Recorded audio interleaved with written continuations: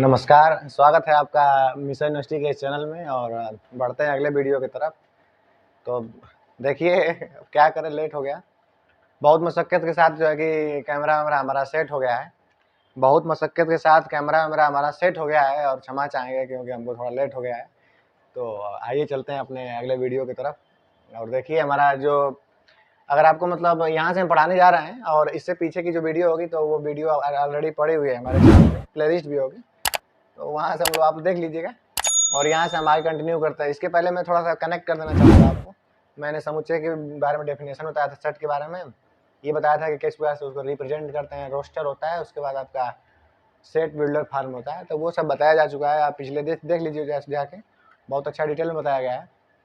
और क्योंकि ये इंट्रेंस के लिए है तो मैं ज़्यादा डिटेल में भी नहीं जाऊँगा, जो ज़रूरत है उसी पर मैं चर्चा ज़्यादा कर रहा हूँ। उसके बाद फिर आगे बढ़ते हैं हम लोग वीडियो को भी, क्योंकि लंबा हो जाती है थोड़ा सा वीडियो। चलिए देखते हैं।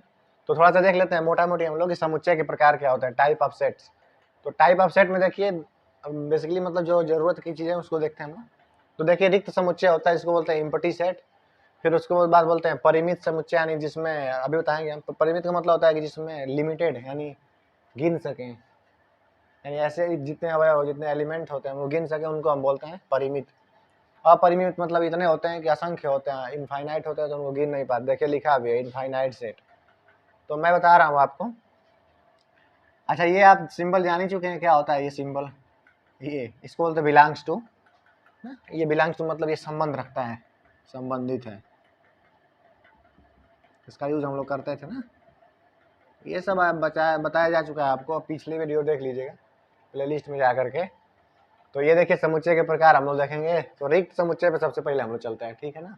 रिक्त समुच्चय,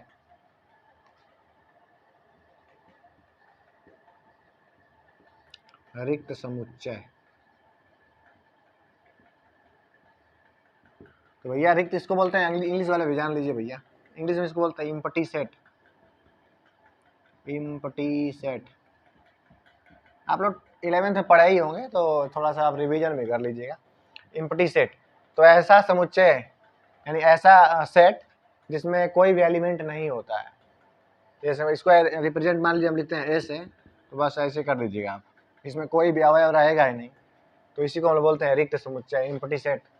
यानी ऐसा समुच्चय, ऐसा सेट जिसमें कोई भी एलिमेंट ना हो, यानी कोई भी अवयव ना हो, तो उसी को हम लोग क्या बोलेंगे भैया, कहेंगे कि रिक्त समुच्चय। चलिए हम उदाहरण के माध्यम से समझने का प्रयास करेंगे।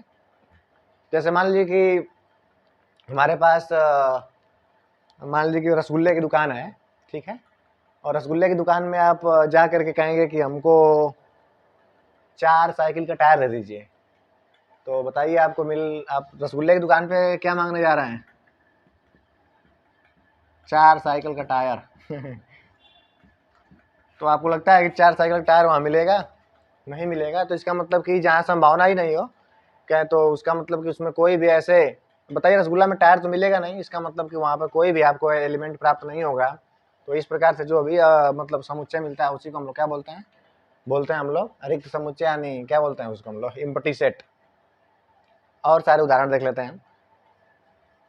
जैसे चलिए मेरे पास लिखा, तो ये देखिए ए बराबर इतना आपका है, जैसे कि तो इसमें अगर कोई अवयव नहीं होता है तो उसको हम लोग क्या बोलते हैं, रिक्त समुच्चय बोल देते हैं। और ज़्यादा डिटेल में मैं नहीं जाना चाहता हूँ क्योंकि आपके एंट्रेंस में उतना डिटेल में पूछता नहीं है। अगर आपको ऐसा मिलता है तो आप डायरेक्टली बोल दें कि मतलब आपको क्या रिक्त समुच्चय है, इसमें कोई भी अवयव ना है। परिमित में आता है, परिमित समुच्चय में क्या होता है, तो परिमित में भैया आपका ये होता है कि ऐसा समुच्चय जिसमें मतलब लिमिटेड संख्या में हो। जैसे मतलब अगर कोई मैं एग्जांपल देता हूँ, यहीं लिख देते हैं इसको थोड़ा सा इरेज करके।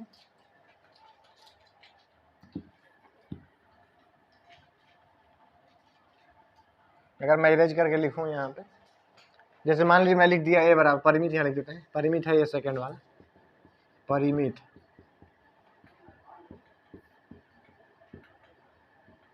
परिमित समुच्चय, तो परिमित में आप देखिए फाइनाइट में अगर, तो इसमें क्या करना होता है कि मान लीजिए मैंने ए बराबर लिखा।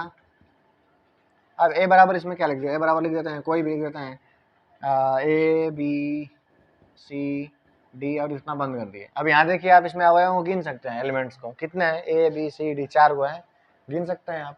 तो इसको हम लोग बोलेंगे परिमित। परिमित मतलब जिसको गिन सकते हैं, जिसका कोई अनुमान हो। तो उसको हम लोग बोल देंगे परिमित समुच्चय। ऐसे ही मान लो आप और ले सकते हैं b बराबर 2 4 6 8, बस। चलिए एक और बढ़ा देते हैं, आप कहें कि बार बार 4 ही ले रहे हैं आप, हम 10 कर देते हैं, 12 कर देते हैं।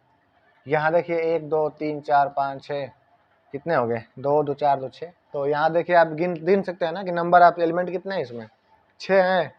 तो इसका मतलब इसमें आप नंबर ऑफ एलिमेंट गिन रहे हैं, तो गिन पा रहे हैं, तो इसको हम बोल देंगे देखिए ये हो गया आपका परिमित समुच्चय। तो इस प्रकार का अगर आपको समुच्चय मिलता है, जैसे मान लीजिए हम लिख लेते हैं c बराबर ऐसे करके a e i o u।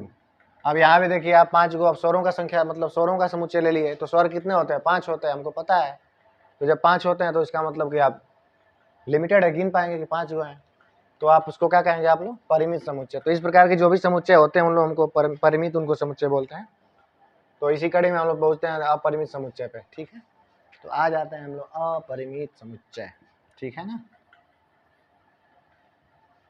ज़्यादा डिटेल में नहीं जाएंगे, क्वेश्चन कराएंगे इसके बाद हम, क्योंकि डिटेल में जाने का कोई मतलब नहीं है बहुत ज़्यादा। आप लोग 11th में पढ़ के ही आए हैं, तो डिटेल में ज़्यादा नहीं जाएंगे, हम इधर ही ऐसे ही इस क्वेश्चन कराएंगे। ज़्यादा क्वेश्चन प्रैक्टिस जितना रहेगा तो उतना आपको काम आएगा।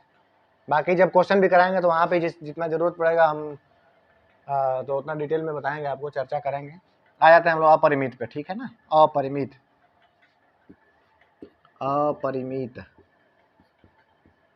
समुच्चय। चलिए, अपरिमित मतलब इनफाइनाइट सेट। तो अगर इनफाइनाइट में आप आइएगा तो इनफाइनाइट मतलब मान लीजिए कि a बराबर आप लिखते हैं, अब मैं लिख देता हूँ 1 2 3 4 dash dash dash dash dash dash, यहाँ तक आ गया। अब बताइए कि आप गिनते जाइए 1 2 3 4 5 6 7 8, कभी गिनती खत्म होगी नहीं, खत्म होगी।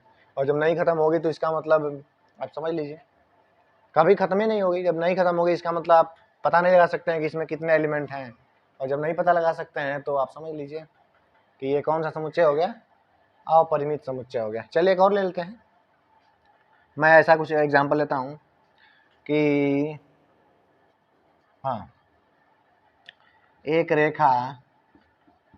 रेखा पर उपस्थित बिंदुओं का समुच्चय, बिंदुओं का समुच्चय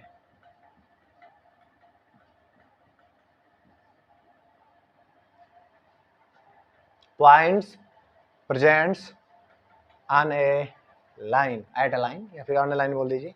points presents at a line, यानी किसी भी रेखा पे उपस्थित सभी बिंदुओं का समुच्चय। तो बताइए आप एक रेखा खींच देते हैं, ऐसे रेखा तो हम नहीं खींच सकते हैं। मान लीजिए कि ये लाइन सेगमेंट ऑफ लाइन है, यानी रेखाखंड है।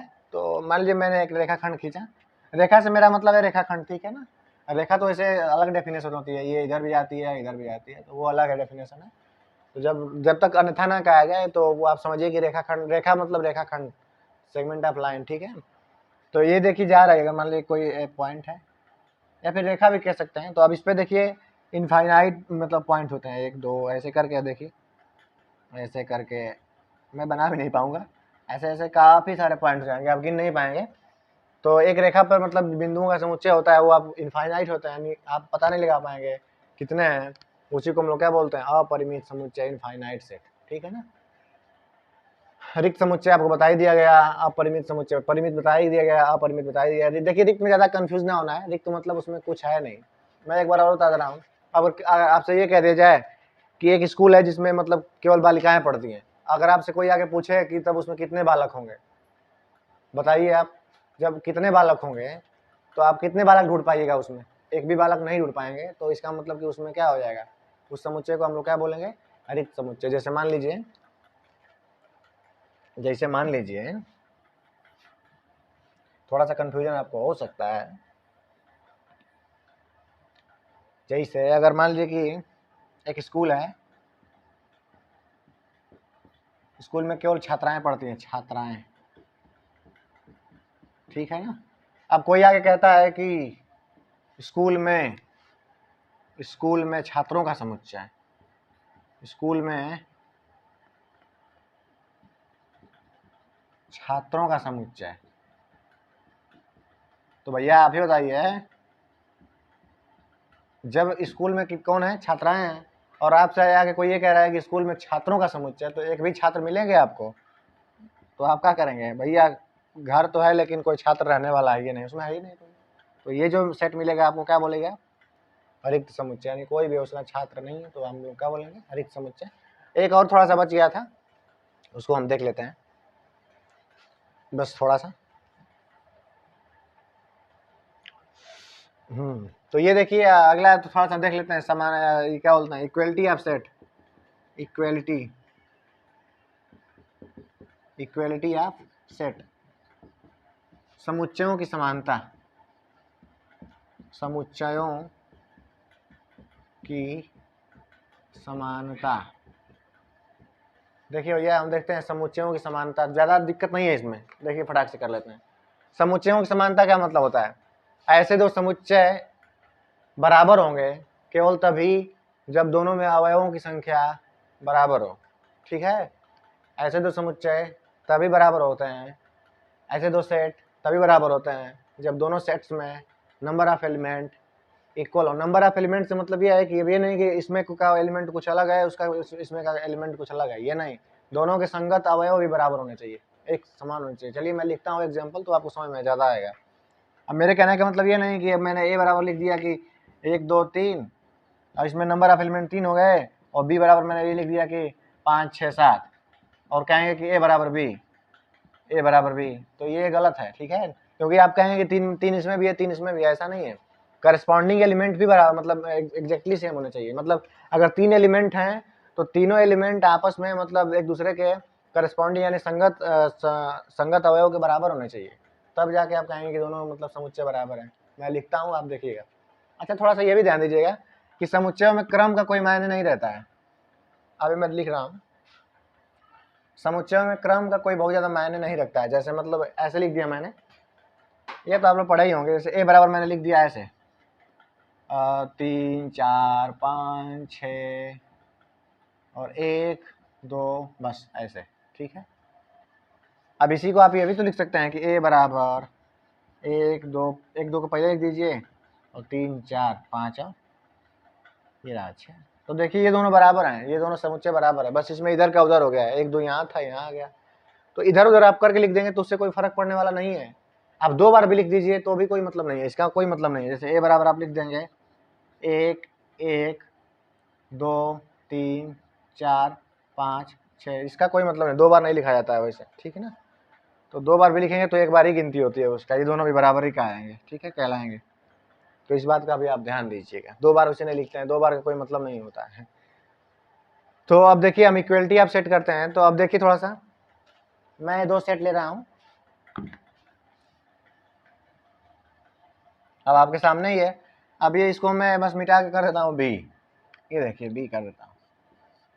अब देखिए ये सेट आपको देखने में तो लग रहा है कि यहाँ 3 4 5 6 1 2 है, और यहाँ 1 2 3 4 5 6, गिन लीजिए 1 2, मतलब कितने एलिमेंट हैं?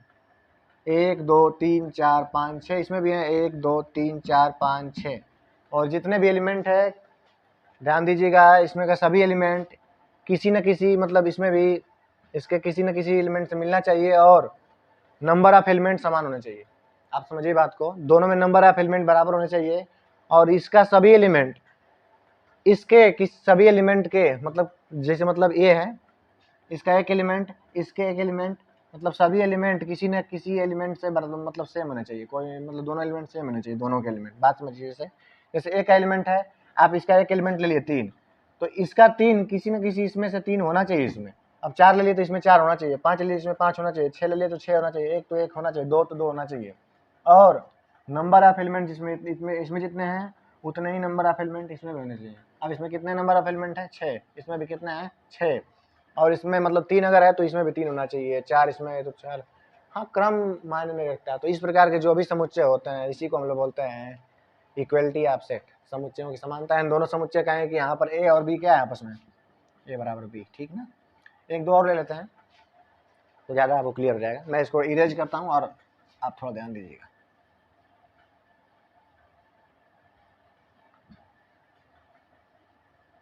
ये देखिए